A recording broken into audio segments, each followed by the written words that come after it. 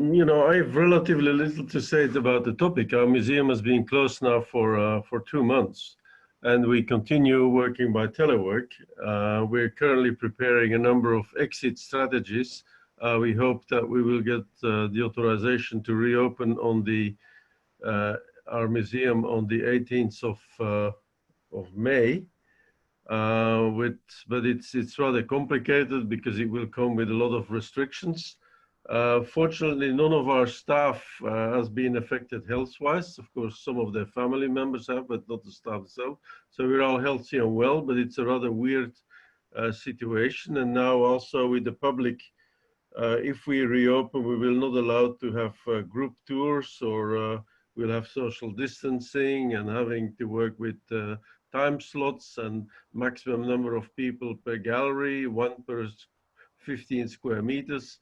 So we're working on the different scenarios now. Also, it's going to cost a lot of extra money just to disinfect all the areas. We have 15 African trainees at the moment. I mean, those are African scientists who come for training in a number of areas of our work. They're blocked at the moment. We had to switch for our training to online training, which of course is a very different way of working, because a lot of their work is practical information, and that's very difficult to do. On top that, you know, the training formally should stop the 20th of May, but in the meantime, all the airports and countries are being closed, so they're locked in actually in the country and in our institute at the moment. So we have to find solutions for all that too, but it's mainly practical. Health-wise, everybody's going well. I don't know of a single case of our staff that have been affected by Corona in a very serious matter. But we have very serious lockdown measures here. You know, we go to a new way of working. It's quite interesting, actually. We have put a lot of our collections online. We put some of our temporary exhibits online. We organize webinars. We show films followed by debates on the websites. You know, the digital way of working is very different, but it's very innovative. So overall, I find it a weird period, but a period in which we learn a lot about doing things in a different way. So, but health-wise, in terms of care, at this moment, we're not directly associated with that particular problem. But on a very personal level, like, how is it for you as a director of a museum to all of a sudden guide everyone without having this physical contact or seeing people, like what you say about the trainees? Like, yeah, well, how do you still give them this physical side of life, even though you cannot see them? Yeah, well, we try very hard, and we use new techniques. As a director, of course, I have a lot of worries to live with. I mean, we have estimated that our income will be reduced by at least €1 million. So we have a major financial problem to deal with. So I'm going to have to see on how we cope with it. Also, there's a lot of additional expenses related to Corona. I mean, if we have to reopen, we have to provide masks and social distancing, and no groups anymore, no events anymore, maximum number of people. So that's, you know, we haven't seen the end of it yet. And also it will lead to a lot of additional expenditures. We estimate that all the products that we require to disinfect, the masks, the gloves, and wherever, the plastic glass at the cashier's desk, you know, all that is going to cost quite a bit of money. We estimate about €15,000 a month in additional expenditures. So our expenditures are going up and our income is going down. So it's difficult on the. So I have to deal with the financial crisis. I have to redo the budgets. We have to develop different exit scenarios with a lot of unknowns. I mean, we have a basic draft which we adapt every every day to latest information. And then on the personal life, I mean, here at home, I have a wife and 2 kids that are all professionally very serious affected. I mean, my son is a pilot, and the 260 aircraft of his airline are all grounded. So he's very worried about the future. I mean, he hears about the layoffs with British Airways and Lufthansa, where they're firing about a third of the staff. So is that also going to happen to him? So there's a lot of insecurity, a lot of anxiety. My daughter is doing a PhD. I'd worked on a lot of papers for different scientific conferences. All of them have been cancelled. So, you know, my wife is a dentist. She can't work anymore and worries that the day she has to start working again, that it will be under such strict measures that the safety that even then the safety cannot be guaranteed. So she's wondering whether she should stop that career and do something else. So, you know, on the personal level, you have the director's worries, but then at home we have our own family life as well, which is not easy at this very moment. Thank you so much for sharing. And then we have Naine. Naine, are you? Yeah, she's there.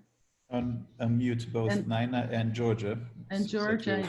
Translated. We have to, I'm sorry, but I'm going to be a little bit strict. If we want to have the space that we all can talk together, we have to keep it really short. So just say like where you're based, what your occupation is, how you are at the moment, and then we can talk a little bit more about the subject. Hi. Fala. Bom dia. Hello. A Geórgia, minha amiga, vai me acompanhar, me ajudar a traduzir, porque eu não falo inglês, me desculpe. So Naine is saying that I'm her friend. I also work with art, and I'm gonna help her.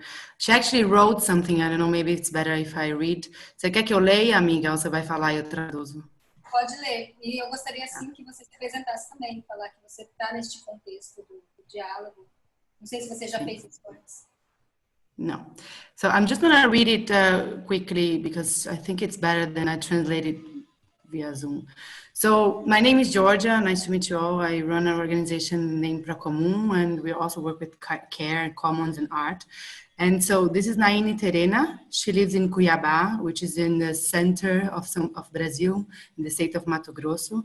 She's now doing her social distancing with her family. The pandemic made her cancel all the agendas that she had for the first semester of 2020. And she had a big exhibition about indigenous contemporary art, where she's the curator. She's one of the few indigenous curators in Brazil, and has also access to the national circuit. It was programmed to occur in a big exhibition space in São Paulo, one of the biggest, Pinacoteca. And she was also creating collective works and other events of scenic arts, and they were all suspended. And she's saying that because to give you the dimension of how much time has been altered by the pandemic. So everything has to be delayed, and everything is now living some realities that we're being not giving the attention in Brazil, also thinking about the political and the social field. And before the pandemic, people were saying that science didn't exist and the universities didn't serve for anything.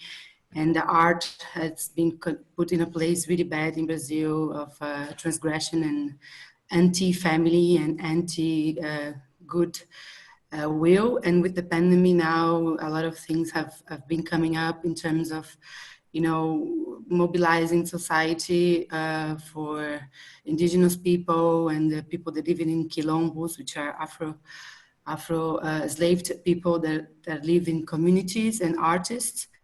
And now Naine is now in solidarity movements to help in any ways artists and indigenous that for years already been doing things for their family, and now they need food and hygiene basic items. That's it. Thank you.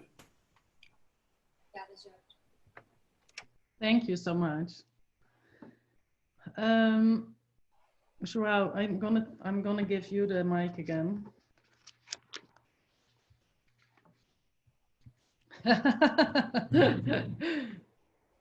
Hi, so we go for the next block, where I think this initial round was for introductions, where some people already started to address the theme, and so I think now we go for another round where we cover the theme more directly, and I think that's the plan. Maaike, you want to add anything? No, I would just encourage everyone to keep it with maybe one example, or try to be compact, so that after that we have time to respond to each other, because there's so many nice connections between how people, because there's people working in institutions. I hear similar things from Jelili as from Naine. So it's nice to have the space to also talk about that. And not that we are constantly talking, but that you guys can talk. Let's have 2 minutes each, so then we can go to the open debate. I think is the most interesting part, right? Yeah. So let's start with Lara. Okay. So actually, after hearing everyone, I think it's interesting to see this emphasis of actually the personal and the public have really merged, no, in the last 2 months, and you know, this care for people, for colleagues you work with, and care for your family at home has become almost the same, no? But we're still kind of still separating these two, and I think in the art world and in many cultural fields, there's been a call to think this, to think about this, but still you see that the personal is separated from the public, or the personal from the work, right? You see how people with families and our dilemmas with work, right? And not only families, but anyone who has to take care of another person or a family member. This you either have to adapt on your own or find ways.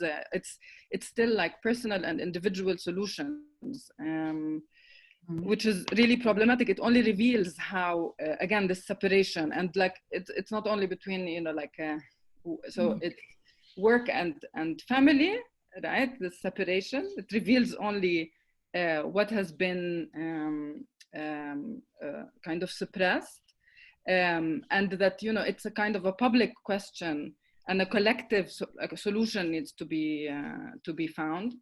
And you know, this takes one into thinking about also art and life, and how they've been so separated, and that you can't be separating this question of today between the international and the local, this binary, always putting them as binaries.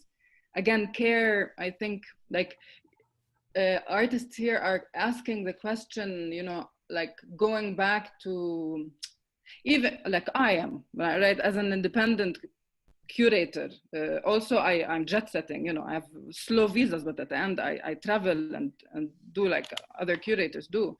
And, you know, you find yourself really thinking about your neighbors again, about going down the street and finding out who these people that live around you are, and what's your kind of relationship with them. So a new relationship.